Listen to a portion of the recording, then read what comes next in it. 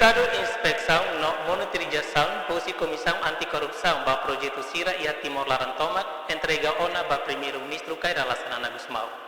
Questão nem Ratohussi Comissário Comissão Anticorrupção K. Rui Pereira, jornalista, bem hira remata ao encontro do Presidente da República, José Ramos Horta, e o Palácio Presidencial Nicolau Lobato Barupite, segundo a Nihateten.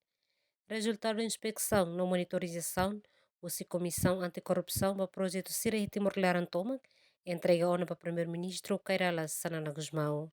Balu ita update yon las update la ita informa basira ia fulan hira bakoto a relatório da inspeção e monitorização né ita entrega on ba sua excelência primeiro-ministro ia fulan hira bakoto né projeto wal nul resin balu ne resultado dia ko ita ne presença balu ne be magulu parado né haku la afila fali balu mak isanulo resin ia indícios crime liga fraude de construção ita se recolhe documentos sira enquanto ok hoto ita se be lori processo ba oi né Comissário Hateten bahira remata a monitorização na inspeção que haruka ona para Primeiro-Ministro Cairala Sanano Gusmão.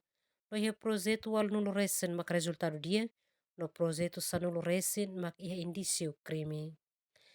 Relatório inspeção na BK que entrega ona para Primeiro-Ministro, caso bot mak ida nebe. Hatamba questão ne comissário Hateten, nela lembra carik medecir hakar Hatene, bakak ne fatin hore entrega relatório da ida. Emerenciana Pinto, Estel News.